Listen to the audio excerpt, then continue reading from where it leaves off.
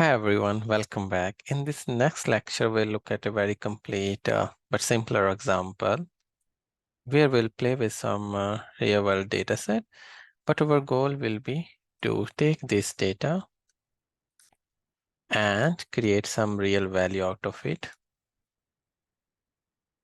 And this value and data process is like a transformation where we learn a function over data to give us some meaningful predictions.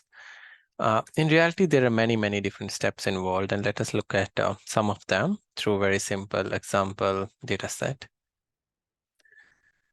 This is latitude longitude chart showing California housing data.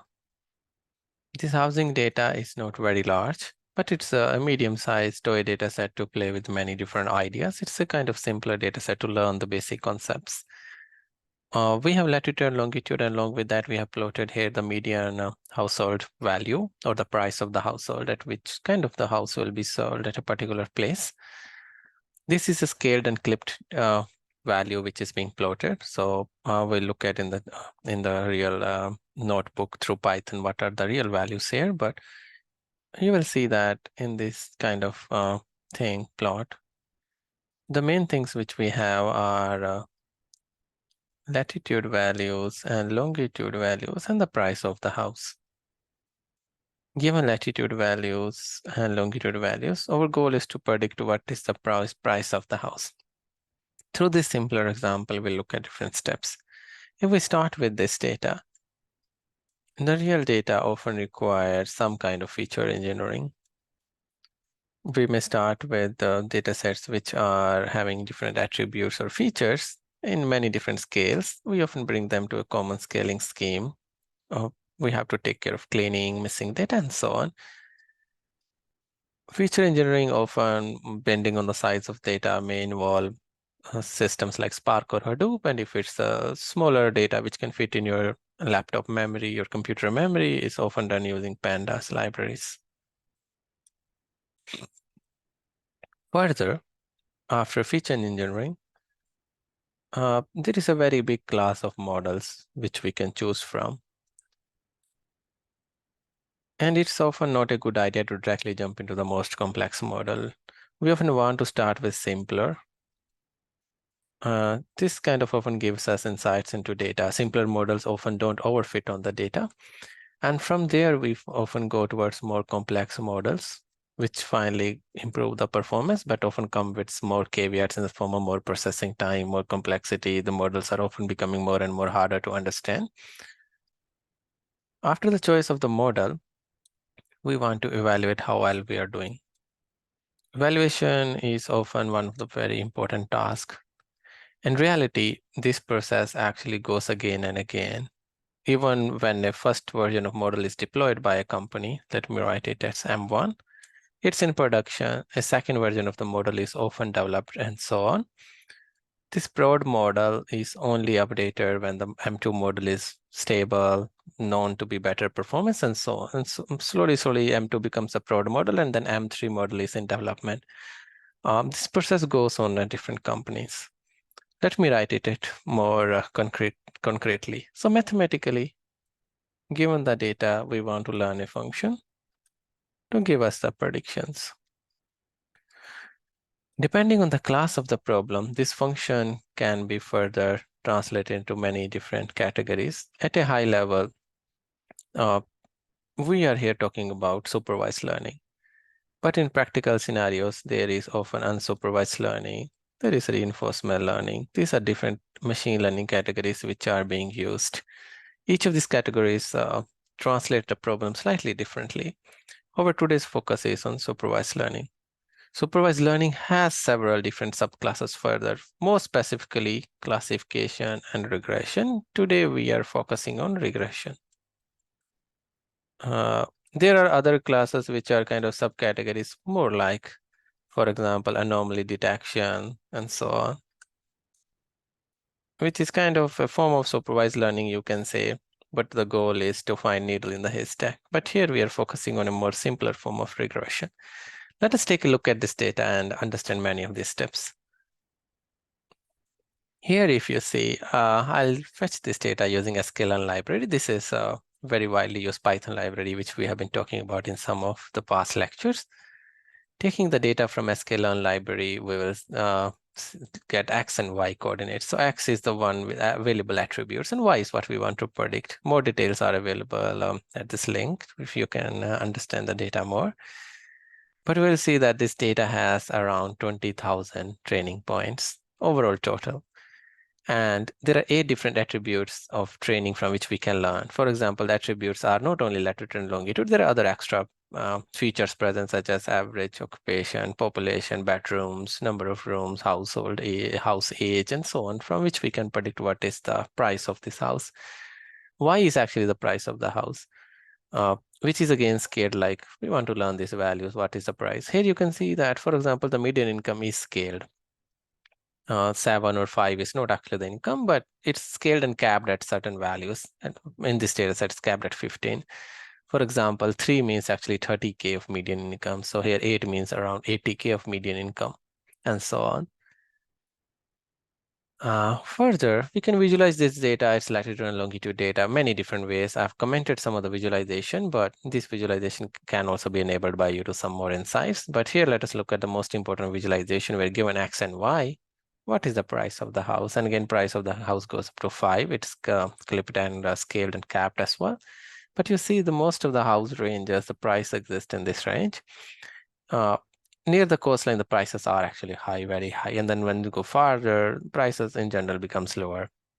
This is what is the trend in California as well. When you're near the Pacific, the houses are much more costlier.